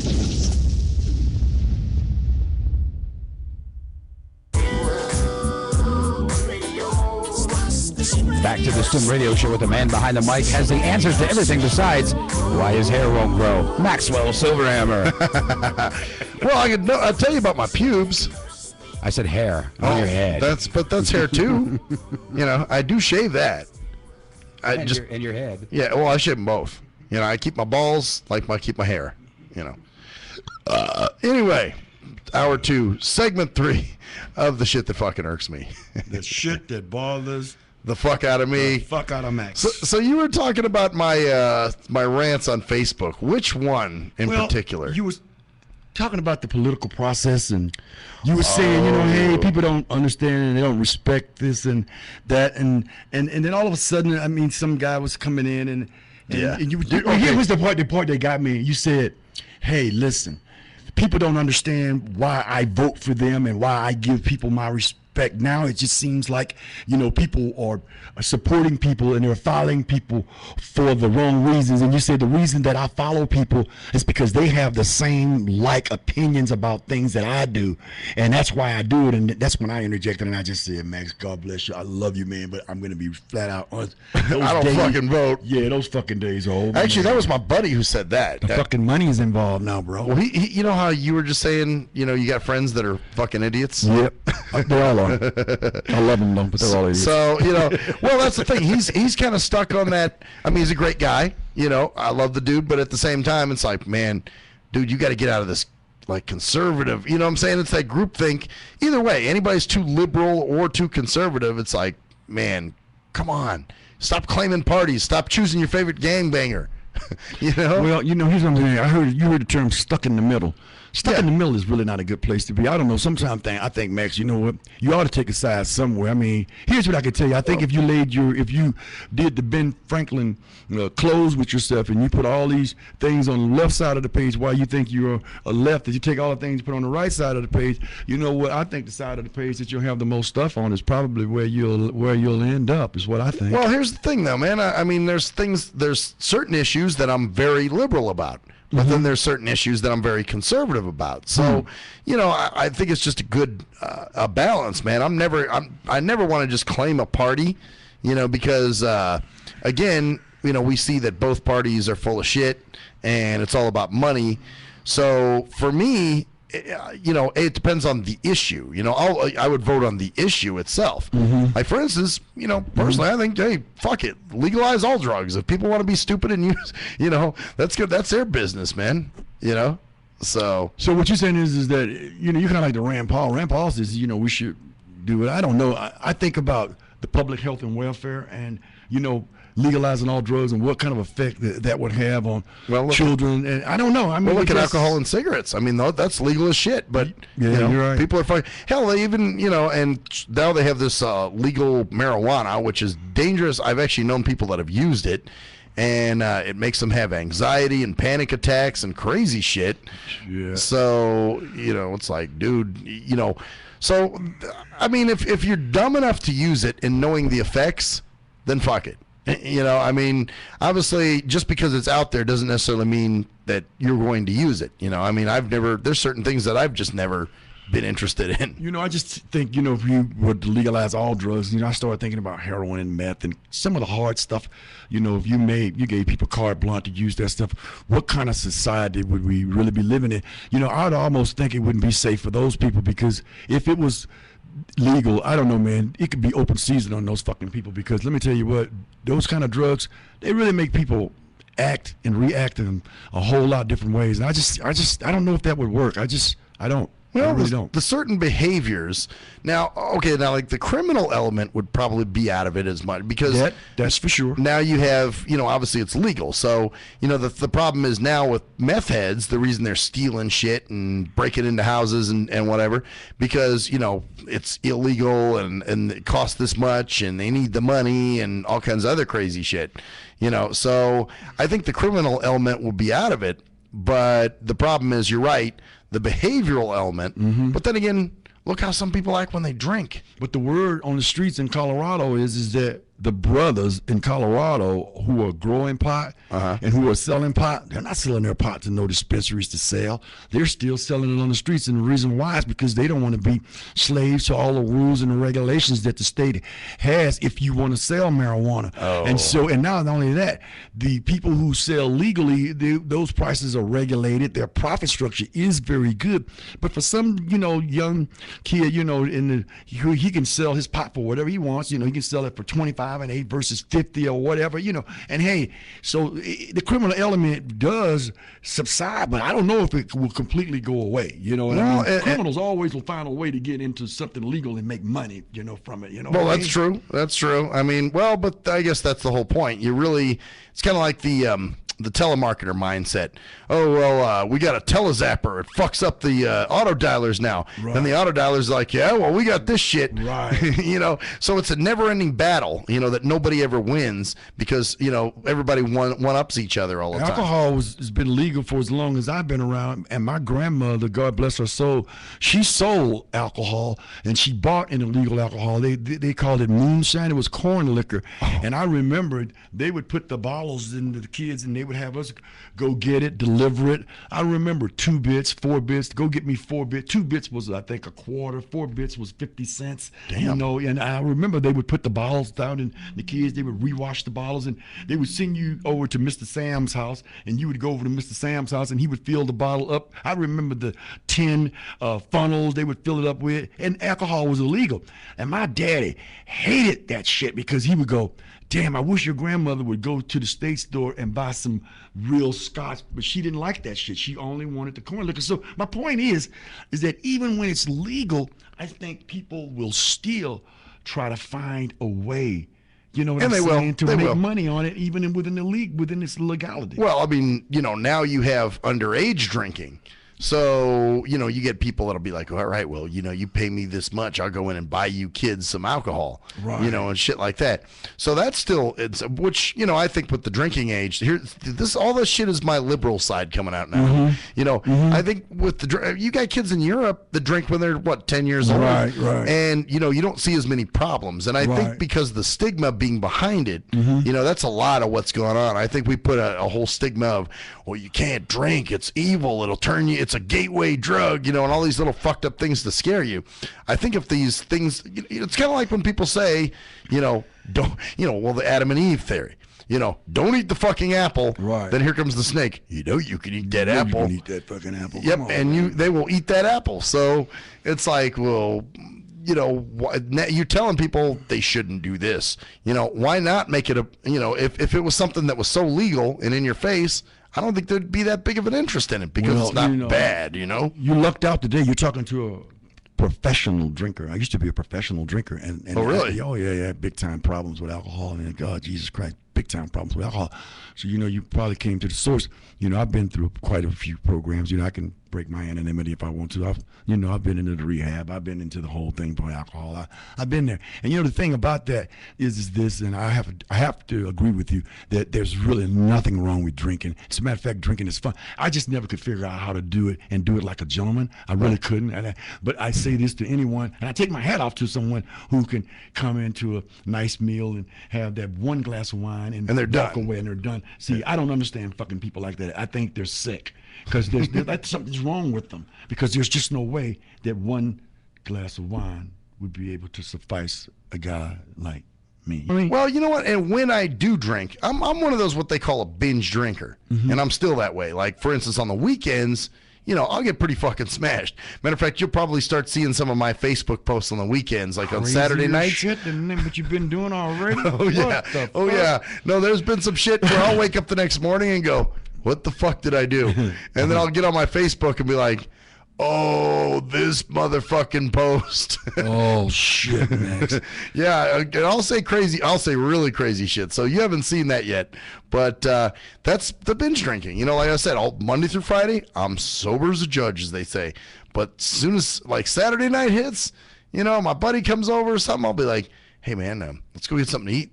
Then let's go to 7-Eleven on the way home, and I'm gonna get some alcohol." And I would just sit and I'll drink. What I'll usually do is like a 40 ounce of Steel Reserve. 40? You drinking 40s? Oh yeah. You drinking 40? I'm still drinking 40. White boy drinking 40s? You know, I probably should stop with that shit because I'm not 20 something anymore. Yeah. You know, but here now I'm almost 40, still drinking 40s. You know, and this is the shit I mean. That's the first alcohol I really drank. Actually, no, I can't say that. We fucked around in my mom's liquor cabinet when I first. But my first real experience with beer and getting drunk was with malt liquor. You know? So that's the shit that, you know. Corn liquor for me. You know what? They would give you the bottle to go refill it, and you always knew that there was always a little corner left in the bottle. So you try to drink it, huh? Oh, fuck yeah, I did. And let me tell you what. I'm one of the few people, when I drink it the first time, I even like the way it tasted. Oh, so you're like, well, this is good. Fuck, I love the way it tasted and everything, man. I really Oh, did. wow. Yeah, I did, dude. And then when my nanny would give me, I mean, I would always drink the little corner because I would just love the way I just really did. And you know, in my life, I hate to say this, but in my life, the people who drank were just having so much damn fun. The people who didn't were just fucking boring. Well, they really were. They were fucking boring. You know, I'll think that too sometimes. Still, like, what? You know, like the one buddy I told you about who was writing, you know, who's Mr., you know, conservatoid. And, you know, he's Mormon. He doesn't drink. So I'm always trip out off that. I'm like, damn, if this motherfucker would just have one drink, I think he'd enjoy himself. But that's not what they do. You know what I'm saying?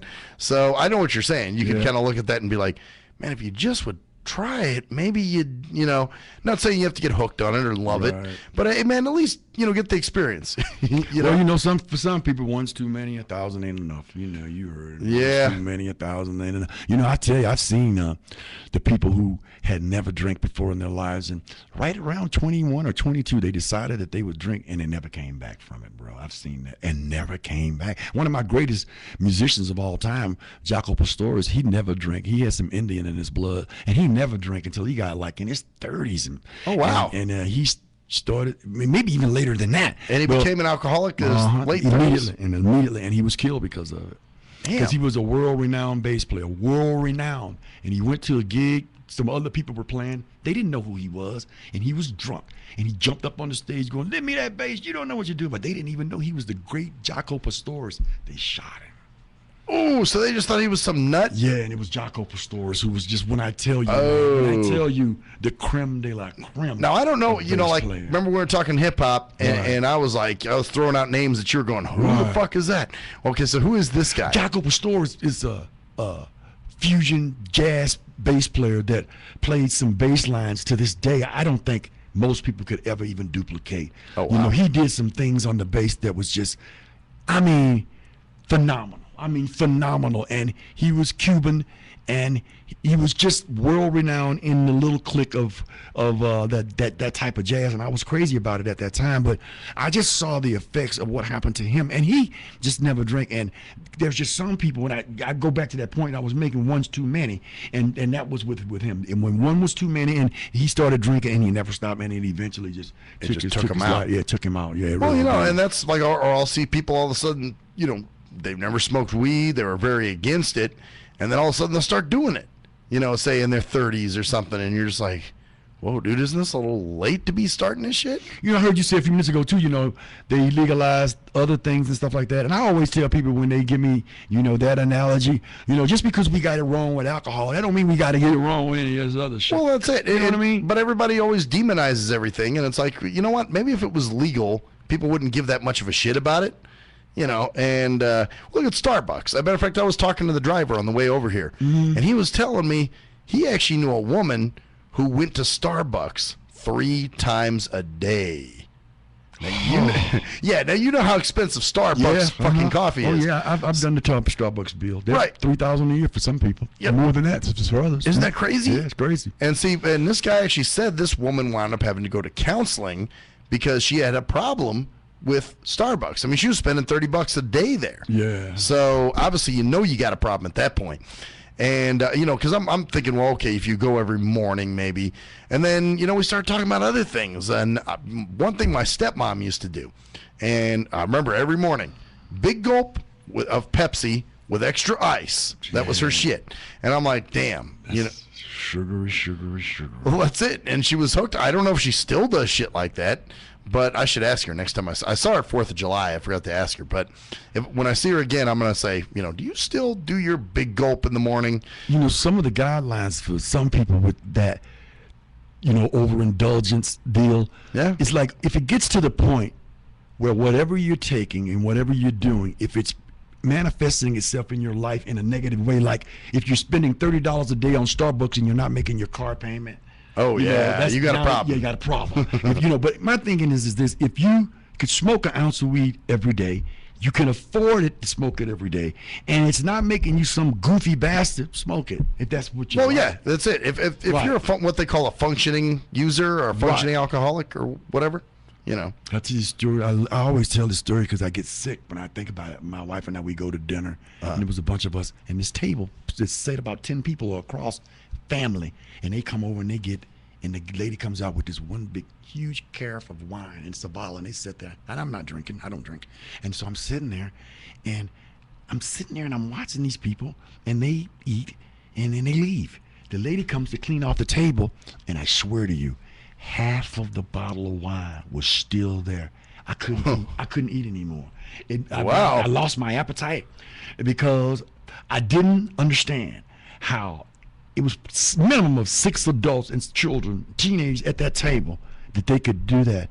You know, to me, that was so hard, and I didn't understand it because I could never do that. So you saw it as like a waste of alcohol. You know what? It made me feel sick in the way that this marriage equality, the stomach thing, you know, the whole butterfly thing. Right, where you're like, why? Like, oh, yeah, why me? Why do I have to sit here? I'm getting chills thinking about it now. Why do I got to sit here and watch these people drink a half a bottle of wine when if it was me, I would drink the whole bottle and would get another one if my wife would let me. Swear I would. And I'm that way about food. If I see people throwing food away, like for instance, when I heard the Karen Carpenter story that was on TV. Boy, my daughter and I, we get sad every time. That fucked me up, man. I was like, and I was like, wow, those are things that probably are the equivalent of what you just explained for yourself. Anorexia, man. They tell you that anorexia nervosa. It's no joke. It ain't no. I saw her story too, man. It'll make you cry.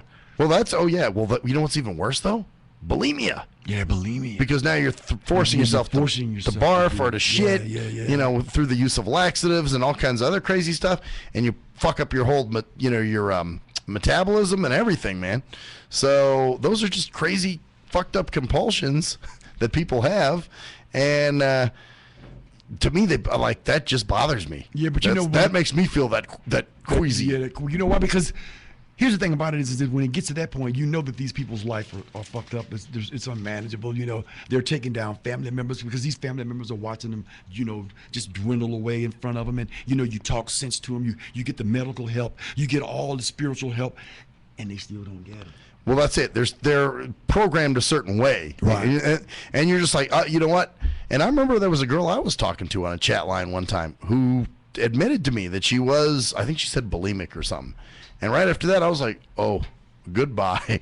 Like I don't even want to be around someone like that. It's too much, Well, it is too much in the fact that we don't understand it. No. I mean, a lot of the things that people can accuse me of and give me all of these tags, it's only because I don't resemble any of those tags. It's only because I just don't understand it. And if I don't understand it,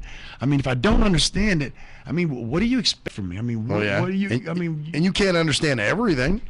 You know what I'm saying? I like to, but I don't. I mean, I just don't. I don't understand why anybody would force themselves to throw up when they only weigh 90 pounds a day, soaking wet. Yeah, I don't understand that. Exactly. So I get away from it. I can't. I don't want to talk about it. I got to get away from it. You and I, we can talk about it. But if that person was sitting here in that chair looking 60 pounds, I'm being honest with you, I probably wouldn't be in this room. Yeah, you're probably right. I'd be like, okay, we're going. We're going on to something else. I understand it. We all have our own prejudices, man, and it's okay, I guess is what I'm trying to say, man, is, there are prejudices, and like I said, I made the analogy, there are people who aren't comfortable with my blindness, and that's all right. I changed that word to preferences. Prejudice. Preference. Okay, instead of a prejudice? I like preferences. Yeah, I like the word preferences because, there's certain things that I prefer, and there's some things that I don't prefer, but that doesn't mean the things that I don't prefer I hate. That just doesn't mean that's true. That's not what I'm saying. Right, okay. I'm just saying, hey, I like holes in my Cheerios, okay? I like holes in my Cheerios. Hey, and you know what? And there's nothing wrong with that, man. If that's the shit you want, or you don't want, you're allowed to do that, man. Like you said, it's a preference, not a prejudice. Right, I like that, man. I just prefer certain things, and when I tell people that, especially when I tell my brothers that, they don't understand it, but hey, and it's really okay to prefer what you want, and it's nothing wrong with it. Some people like, I like anchovies on my pizza, but most of you guys would probably go, that's fucking disgusting. You're sick. I fish with that shit. I love anchovies on my pizza, man. So does my striped bass. and so does the guy sitting to your left. Oh man, I had this one. I don't know many people that do like anchovies. So I remember my one roommate. He liked them back in the day when we were roommates, and that's the shit we would do. We'd order a pepperoni and anchovy pizza. That was the shit. That was awesome. You know that queasy feeling I was talking about? Well, I'm fucking getting it right about now. Hey man, but it's a preference. Okay, you as long know? as you put it that way. So we all have a preference, man. I like prefer. Me. You know what? Fucking talking about food that makes me sick. Yeah. I don't like cheese. No, you're really fucking up. You don't like no kind of cheese? Like the taste of cheese will make me gag. He don't like cheese, but he'll eat bull balls. He'll Like eat bull cow balls? tongue. Oh yeah, You like tripe and stuff like Oh, that. yeah, I love Eats tripe. brains, Oh, fuck bugs, yeah. but Yeah, I cheese like makes him sick. Yeah, I'll eat chitlins. I love that kind of stuff. Oh shit, man! This is fucking white guy eating chitlins up in here. Jesus. Oh yeah. There is a God. No. We go to M&M Soul Food Kitchen, and I will order chitlins. Fuck, dude. That's the only place I found that's had them. Yeah, my wife hasn't cooked them in quite a while. We don't like cooking them, but if you cook them, I'll come by your house and eat the shit out of them. You know we what? just don't like cooking them though. I've never cooked them actually. That's the thing. It stinks. That's what people have told me. God, I've never actually smelled them cooking. Well, I mean, it is intestines. So. But you know, nothing like a bottle of hot sauce and a bunch of intestines. I ain't lying, dude. That sounds fucking great. God damn, dude. Okay, some cornbread and some freaking chitlins. Well, and you a bottle know, of hot sauce. one time, man, maybe we should go to this M&M Soul Food Kitchen because they do serve chitlins. I know that. This is years ago. That was the first time I had them. Now listen to me, man. I'm going to give you some fucking great news here. Even in our own community, you can't eat everybody's chitlins, bro. Because let me tell you what, they cook them well. Here's what worries us: how well do they clean them? You know how long it takes to clean chitlins, bro? How long do they take? About a day. A day? Really? Dude, because you take those big, like 10, 20, 30 pounds of chitlins. When you get through with them things, they cook down to about that many chitlins, bro. There's nothing. So if you got a big old pot of chitlins, you probably started out with a bushel. I'm serious. And you had a bushel, and you know what? And you got to get in there and clean all of the crap. And he's probably okay with that because he's okay with that. Yeah, it's just the cheese that gets him. But cheese has got you That's fucking done. hard. Cheese tastes like vomit or shit. You don't mind the extra shit. I would in the just rather eat the chitlins. chitlins than the shit. You know what it is with the cheese? Is it the texture? It's the taste, man. We'll be right back.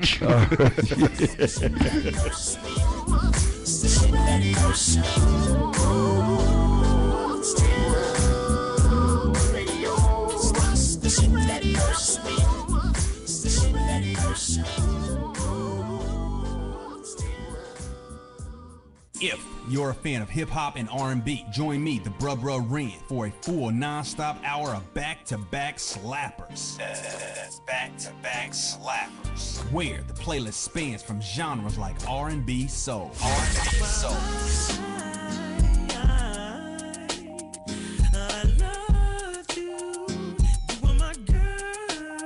Hip-hop bangers like 25 sitting on 25 mil, I'm in the building and I'm feeling myself. Rest in peace, Mac Dre. I'ma do it for the bay, okay? Getting paid, we'll holler whenever that stop. My team good, we don't really need a mascot. classic throwbacks like.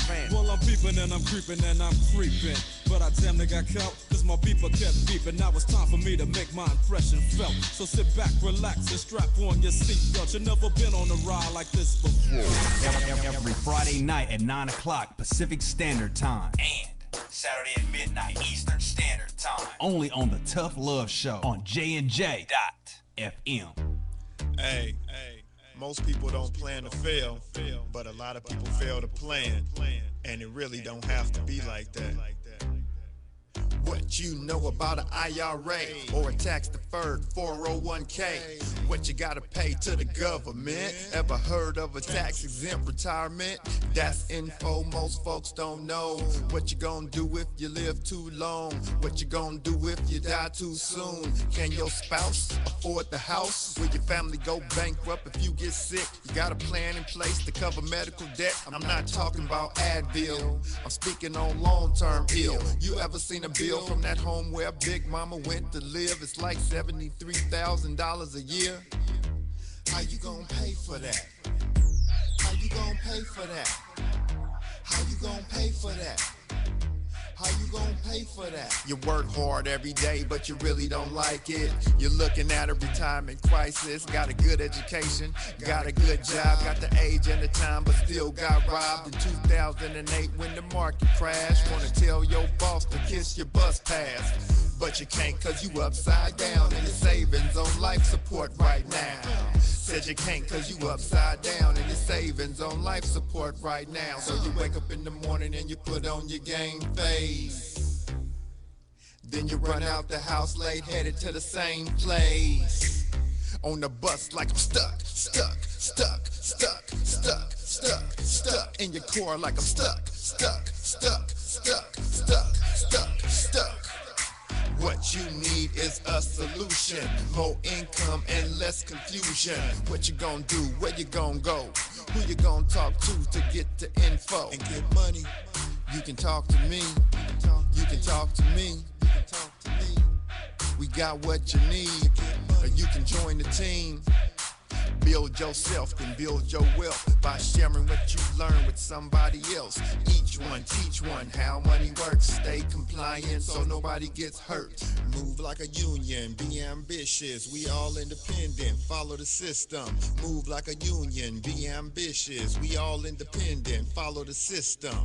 Hey, this is Travis. This song was recorded to get your attention. I have some powerful financial information that you should hear. The things that you need to put in place for a solid financial foundation in case you live too long, die too soon, if you become disabled or need to go into a home, or if you simply need access to a tax-free supplemental retirement or emergency fund. We have the information to put these proper plans in place in case any of these things happen. Contact me at my email. That's TKEETONWFG@gmail.com. That's TKEETONWFG@gmail.com. Let's set up an appointment, sit down at the kitchen table or coffee shop somewhere. I'll show you the information.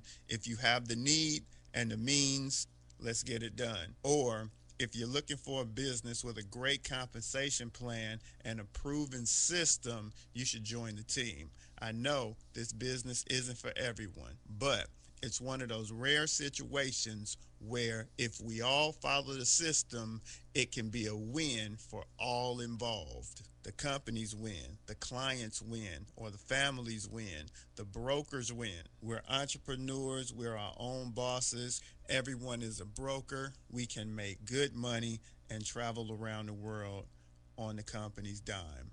Let's at least try to do it. At last, the wait's finally over. Be Sick returns from a long hiatus with a brand new album entitled Mr. Zero Tolerance. Available for digital download only. Be Sick's no punches pulled approach on the mic gives listeners what they want, as well as gives the rap game a well-deserved kick in the ass, with such hard-hitting gems as the title track, Mr. Zero Tolerance. Mr. Zero fucking tolerance, you think that you're fun. My tongue's replacing the gun. My toleration is none. Fuck a buster and a bitch. Or the laid-back, fun-filled street anthem entitled Change of Pace, featuring Ghost. This is something to bump as a gift to the haters, so turn it up loud just to piss off your neighbors. And if you out rolling, you be getting a ticket. And if you straight to the guts, blind to the facts. Blind to the facts that your mind's in the trap. Blind to the facts that with time we adapt. Blind to the facts of what you don't understand. Blind to the facts by the media scams. Blind to the facts of what you read in a book. Blind to the facts of Download your copy today of Mr. Zero Tolerance from www.cdbaby.com or go to www.cdbaby.com/cd/bsick2. Download your copy today. Keep the realness in the rap game. Yee! What up, though? It's the undeniable JT Money, a.k.a. the Bitchizer, and you tuned in to STIM Radio with Maxwell Silverhammer and GJ the Jerk Man. Heavy that. And guess what? They hate hoes almost as much as I do. So don't sleep on these cats. And speaking of sleeping, don't forget to check out my new single, Hustling, from my new project, Morning Wood. It's going down heavy, baby. And speaking of being out, I'm out like a busted traffic like you already know. Get him, Jay! We think it's the banning of We are anonymous. And if you don't know, you better ask somebody. My boy Maxwell Silverhammer and my bottom bitch jerk man will set you straight with some good old true shit and none of that shit that irks me. Hey Maxie baby, I still got them videos. You fill my cereal port perfectly. Bitch.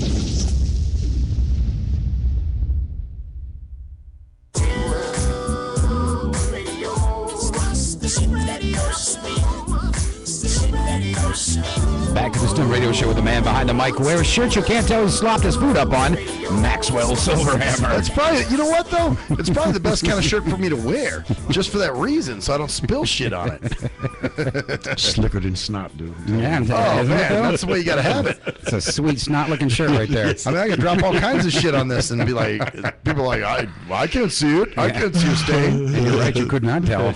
Oh, listen to that. What are you doing there, man? Give me the rest of it. There you go. Want to hear the rest? Sure. Let's rock why out. not? All right. Oh, damn. See, it was right there at the end. See? Yeah, you were happy for a second there. I don't want to see that. Nobody else does either. Of course. Why not? I'm gonna make because then you will no longer have a show. You'll be happy. Right. I got to be pissed off all the time. Yeah, you got to be mad or at least something there. Yeah, well, you know what? I got something. You do? I got something for you. SMJ. Society McJesus. I don't understand this. Why do blind people consistently walk around without assistance? There we go. Gotta save that blind man. Gotta save him from danger. You gotta save their asses. Gotta save that blind man. Gotta save him from strangers. They get run over and shit. That's cool. Hey, I noticed that Clarence is picking up the lyrics to I had to SMJ. chime right in on that was fucking great, man. That was awesome. Society McJesus. That is the Society McJesus. Oh my God. Actually, now that I think about it, you just sparked another idea in my head. But all right, so here was my SMJ for the day. You know how I always say that there are a lot of non-disabled people that would love to have a disability? Yeah. Kind of like I was telling you off the air, the people that want to be on the beach or on the water, and the people that are on the water want to be on the beach. Well, there was a woman I was riding with today. She's an older lady, Filipino. Not like that matters, but anyway, she was saying to me at one point something to the effect of, you know, first she was telling me that she has issues with, she has what's called RP, retinitis pigmentosa, which is a degeneration, a slow degeneration, although it gets worse as you get older, of your eyes. So, you know, you may have, say, you know, 20/40 vision, you know, in your 20s or something, but by the time you're in your 60s, that shit may be almost non-existent. Like my buddy Renacy, who does our intro, that you know that you hear rapping on there, he's got RP. So, and it's Steve Wynn has it too. Yeah, she does. Sure does. So anyway, this woman was telling me she's got RP, and so she's like, "Yeah, my eyes are not as good, and this and that," and so then she says to me, "Yeah, when I go to the airplane, they put me in the wheelchair," and I'm like, "Whoa, stop!" And I'm like, "Why are you in a wheelchair?" Because I'm thinking that's some demeaning shit. You know, just because you're blind, they're putting you in a fucking wheelchair. And she's like, "Well, because I cannot see," and I'm like, "Doesn't mean you can't walk." You know, and she's like, "Yeah, but my eyes and I can't carry my luggage." And she was like coming with all these excuses as to why it was okay for them to be putting her in a fucking wheelchair. That's what I tell you. They learn that shit from sighted people. No, not always sighted people. Sometimes they just want the sympathy when they can get it. Bottom line. But where do they get that from? That's human nature. Yeah, you don't have to get it from somebody with sight. Right. They just want Looking pity. for fucking sympathy, Yeah. man. But you know, but they're learning that from. Well, no, because they know the sighties will do it. They're the only ones that can. Right. Well, but see, this is a woman who at one time was a sighty. But it doesn't matter. Well, that's exactly right. So how can you say a sighty gave it to her? Because No. she's thinking like a sighted person. Oh, this is great. You just like blaming sighties for all these. No, this shit's real, man. That's how it is. No, it's not always sighties. I'm telling you, people just fucking want sympathy. Has nothing to do with vision. Has nothing to do with not having vision. There may be some people out there. They enable it. Yes, they do help enable it, and I do believe that throughout the times that there have been sighted people that have said, "Hey, well, this is what a blind person needs," not truly knowing. Right. But not every blind person comes up with the sympathy fucking attitude, and should be blamed on a sighted person that gave them that fucking attitude. No, they were fucking. That's in them. That's what they want. That's what they are. See, but I think there's something, you know, like positive reinforcement. They get positive Well, no, it's not. reinforcement. No. You know what it is? They get what they want. Yeah.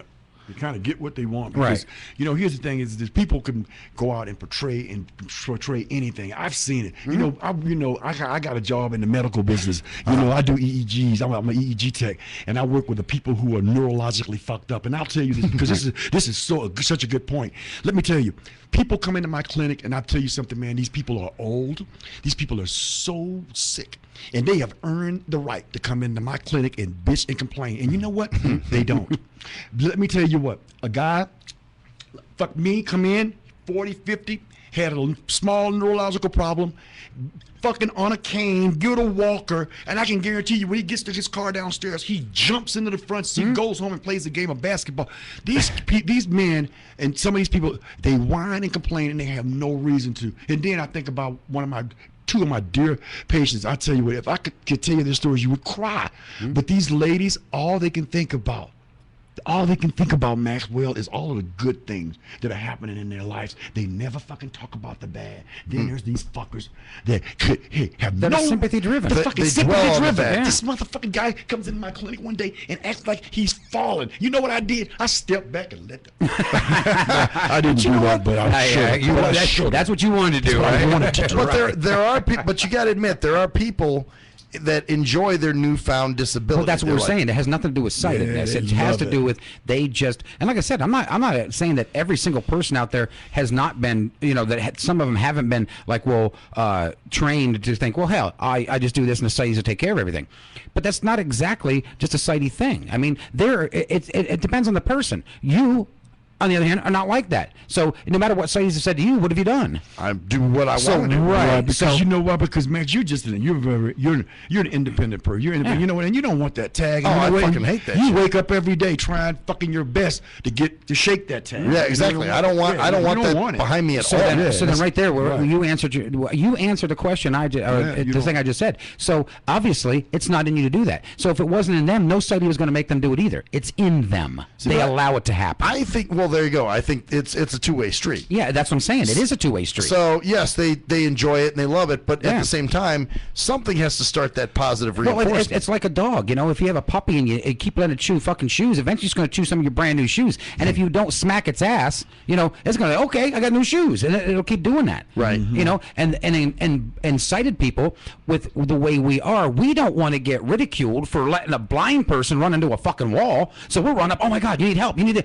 You know, that's what we do. We're trained to do it too. So you blind motherfuckers fucked us up. Well, you know, but I don't do it. It's sighted people that yell at you. I don't do it. Other sighted people that yell at you. I won't do it. I don't help. I just don't do it because I tell you what, I think back to like Max, because you know when you walk up to, you know, the worst thing could ever happen to me is that I would offer someone that help and they would go, I don't need your help. Even if they said it in a nice way, it would make me feel bad because you know what did I just do? I just handicapped the handicap. Basically, is what I did, and I don't want to feel like that. Well, okay, but now if the person looks like they're struggling, and there are certain times where people can genuinely look. I mean, I know that goes without being blind. I mean, could you offer help? Yeah. Say, babe, can I offer you some help? There's people. There's people with other disabilities, or just even sighted people with no disabilities that once in a while just too proud to ask for help, and you can see they need it. Right. You know, so it's just it's a human thing. But I do love, you know, here I can say this, you know, because with Max, I just love the fact that, you know, that he wakes up every day, you know, and he walks out in the world and going, hey, I'm going to do this. I'm going to do it on my fucking own, no matter what. And I really like that because, hey man, you know, I talked about that lady last week who said she wanted to be, she was black and she, you know, and she really wasn't. And you know, and you know, I think here's a lady that's waking up every day and she's forsaking everything that she could have with all of the privilege, you know, being white, you know, to help black people and help them with their causes. And she gets nailed for it. So you know, I think about that same kind of a thing. She's doing what the fuck she want to shake off what she was doing for the ends that she was trying to achieve, and that is helping black people. So, hey man, I applaud you that you wake up every day, you know, and your job number one is I'm going to get through this day, and I don't really need these sighted motherfuckers to help me. I don't have a problem with that. I really don't. As a matter of fact, I applaud it. I don't either. I mean, that's right. And having said that, you know, I do understand there are situations where I do need sighted assistance. Right. And if I do, I will ask you for it. You know, I'm competent enough to I'm saying is it's a two-way street. You know, both sides have got to start learning to treat it differently, and neither side allows it to go on for the most part. We come out and we automatically think we have to help. If not, we're going to be scorned or ridiculed, or not scorned but scorned, and everything else. Stoned and scorned. Yeah, pretty much. and then you get blind people that think, oh well, I'm blind now. I'm unable to do this, so I have to have somebody. No, it's not true either way. Well, and it's like where they're getting that mindset. You know what I'm saying? It's in their minds in a lot of cases. But it's not set there from a fucking sighted person. A sighted person's only. It's you can't blame a walker for being used. Right. And this is and this is exactly what it is. If something like he said, that guy walked in with a walker, he really didn't fucking need it. You can't blame a sighted person for a blind person that really doesn't need the fucking help, but they're asking for it. Well, but the thing is, it's the positive reinforcement. Oh, okay. Well, I know if I act like I'm falling, and I don't just mean sighted. I mean not in disabled. I know. What you're saying. But obviously in his mind, he knew. Oh, if I act like I'm falling, somebody's gonna come up. And help me. And that's it. So it's like you said, it's both sides right at that point. Right. But then and Clarence's position, like you said, he couldn't let the man fall. Sure. That's his fucking job. It's a job. Well, yeah, right. I understand. But you could tell the guy was just jacking off. Right. You could just tell, and he's whining and complaining. And he came in after I had the lady before. And let me tell you, this lady was so sick, dude. Oh my Lord. But you know what? She was just, oh, my husband cooked me. Just my grandkids, my life is things. I'm sick, but and to have this guy come in, I'll be honest with you, man, it pissed me off. Oh, I know. Pissed me off. And two, with that too, you can't really, because how is a sighted person or anybody that has a disability, how are we supposed to know whether it's real or not for them? We could sit there and say, okay, this person's blind, and then you just say, well, they don't need my help, they didn't ask for it. They walk in front of a fucking car, you think, oh my God, I could have fucking done something. Yeah. Well, but I think that's pretty extreme, man. You would have seen that. But what I'm saying is that you don't know where that line is drawn. You don't know those people individually. If you know them individually, you know what they're capable of, then you can make a better judgment call. But if you do not know, how are you supposed to know whether whether you should help them or you should not help them? Well, that's it. I mean, like I said, if somebody looks visibly like they're struggling, that's one thing. And okay, it's all right. And I reiterate this again and again. It's okay to go up and say, do you need some help? That's how you say it. You know what I'm saying? Do you need some help? And from there, if you get a yes or do you get a no? If the person's nasty, that's the thing. That's the thing. Well, that's the thing they get, and then that would really fuck me up if they got nasty with me after you volunteered help. And, that would piss me off. But you know what though? You got to. That's just something that you don't let that skew your. Don't do this. But a lot of people will do this shit. They'll say, well, I'm never helping another blind person. And that does happen. You're right. Me. Yeah. That's me. I'm never going to fucking do it again. But you know what? But that's a generalization, man. But you can't. I'm going to jump on your side on this one, too, though, because also when you're out there, you don't walk up to somebody that's blind that's eating a piece of cake and say, can I hold your fork for you? Because you don't know where your fucking mouth is. That's going to a goddamn extreme. Yeah, well, then but you do have people that do that. Yeah. Oh, yeah. Would you want to hold your cake for you? Yeah. I mean, it's ridiculous. Yep. It's happened. And there was one, I always tell this story. The woman, when I went to go speak at this, it was an in-home care place one time, and I swear to God, this is how the woman, I'm going to just show you, Clarence. She had her arm around me like this. He's going to take you to Red Lobster soon. Don't get weird. and she was walking really slow, you know what I'm saying? And I was just like, ma'am, let me show you how to lead me. Because she was holding me like a baby, like I was gonna fall over. But we do know people here that would enjoy that and actually need that. As a matter of fact, you yourself have led that person, and you're like, "Will you hurry the fuck up?" Oh yeah, well, because they really need to hurry the fuck up. Well, that's what I'm saying. So if most of the part of the experience that they've had is with blind people that are that way, I think with those people, the ones that milk it like that, they need a hurry the fuck up situation. They need somebody to just go, "All right, dude, stop this shit." Because you know what? When I was little, I'll be honest. At first, I was kind of like, okay, they're going to do it for me. And it wasn't until I had teachers that were saying, not everybody's going to do things for you. You need to learn to do that yourself. Right. And I'm that's like, good. You got that opportunity. Yeah. But this is look at the world we're in right now, though, too. How many people go out and sue for frivolous fucking lawsuits? Oh, yeah. So if I'm here and I have somebody that comes in and I know you're quite capable and I know that other person's capable, but they come in and they do something, trip and fall, who's going to have the fucking lawsuit on their ass? Well, obviously you. And then I'm going to have the disability fucking people on me. But see, this is what I'm saying. So we have a lot more to worry about too than just that. Yeah. Well, unfortunately, and I'm not a business owner, so obviously that's not something I run across. And not even being in a business. I mean, you know how many people brought up personal lawsuits against somebody just with the Disability Act because of shit like that? Yeah. Like the place that we just moved into, we got all these bathrooms now that are handicap friendly. The bathroom that was across the hall from where I worked at previously, which was a month ago, it wasn't handicap friendly. And they told me that I couldn't let anyone use that bathroom. Yeah. So we didn't put a sign on the door. But the people would come out, Max, they would have all this shit and gook in their hair from where they did the exam. And they didn't want to go out in the hallway looking that way, so I allowed them to use it. And I've seen people walk in there with walkers, and then so it dawned on me, and I went like, you know, this really isn't a proper bathroom for someone who's handicapped. But what am I supposed to do? Tell you, you got a piss bad, and the bathroom is 2 feet away, and you got to go out and stand down. Right. Sorry, you can't use that bathroom. Yeah, I dig. Hey, I broke the fucking rule. Right, yeah. And that's sometimes what you got to do. I broke the rule. Yeah. And that's what you've done so far with, you know,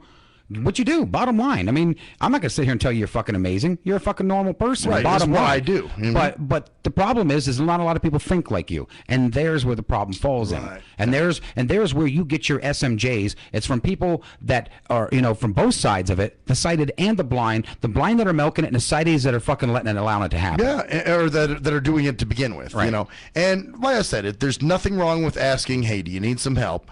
But like I said, and there are dickhead, you know, people that are like, I can do it myself. You know, they're snappy. Right. But you know what? Fuck them. Don't let them skew you, or don't let them dissuade you from helping a future blind person, man. Don't take that as, because that would be offended. I really would. Yeah. Well, you'd be offended, but understand that's that person. You don't generalize. Thank you for saying it once more. Remember, it's that person. Every person is an individual. Right. Yep. You can't be trained by a sighty unless you allow it to happen. Sure, and I'm not saying when I say I don't mean all I sighted know that because people. you know how I feel about it. You know how I. But I just know that there are a lot of actually, we shouldn't even say sighted. Let's say non-disabled people. Yeah, you're gonna love this. You know, who milk the fuck out of that shit. When I started hooking up with Max on Facebook, you know, and I saw him out there posting, and I went, you know what? I'm gonna hit him back. But I went like, will he be able to read it? How will he be able to hear? Right. You know, I'm still thinking like, but you just tried it, and then I just did it. So I just said, fuck, I'm gonna just do it. Yep. Apparently he's here, so he must have a way. And I did it. 2 fucking seconds, he's right back at me. Right. So, but there was this part of me that wanted to go, hey Max, I gotta ask you something. You know, that you're blind. How do you make that happen? And you know, because I wanted to know, but at the same time, I didn't want to feel like a fool, so I didn't ask. Well, do you want to know how it happens? Well, I mean, if you want to tell me, but do me a favor. You ain't gonna tell me shut the fuck up. That ain't none of my business. No, man. Like I said, I don't mind questions. I hate questions that are loaded with assumption. No, I didn't ask anything. I just went through with it, and then you answered me back. And I went, okay, done. And you did it. So, but no, there's a program I use. It's called JAWS. It's a text-to-speech program. So it reads everything on the screen, and you know, it speaks everything, and it allows me to use keyboard commands instead of mouse commands to navigate around the internet. And see, I wanted to use some of my slangs like H-U-H, and you know, and I wanted to use it. And you can because it sounds like that. And I don't know if you know. I have to go back and change it. But well, no, I got to put it right. No, it'll read It'll read it it. out. Matter of fact, it's funny. I was going to tell you, Clarence, you like me, write like you speak, because when it was reading your shit, I could totally hear you saying those exactly. Because you'd say things like, "Looky here," Look here. or "This is how I'm feeling." Here's what I know. Here's what I know. That's another one you Here's what said. I know. Yep, it had all these Clarence colloquialisms in it, and I'm like, oh, that's totally like something I could hear that coming out of his mouth. Oh man, I like your this segment, you know, the Sighty Mac Jesus. I really do, because you know what? You get what it does. Every time since I've sitting on one of these, it always, at some point, it brings me in touch with the reality of what you're saying about people who are, I don't know, man. People are just fucked up. I mean, no question. That's why we do this. That's why we do this show, because people are just fucked up. And everybody follows the same. Nobody looks to break anything and say, "Wait a minute." They just follow. No. They don't think, "Oh, wait a minute. This may not apply to everybody." They blanket coat everybody with every That's fucking thing. That's the problem. The one size fits all mentality. Like you talked about earlier in your show. Every black woman's got a big booty and going to shake it for cash. Yep. It doesn't work that way. It doesn't work that way. And it's the same thing with all different disabilities. Right. You know, obviously, and well, but then we could say, Clarence, I know with the gay thing, feeling uncomfortable, but at the same time, you can't say that like every gay man wants to fuck you in the They ass. all want to fuck me, man. Right, it's that kind of shit. or every gay person has AIDS or something, or you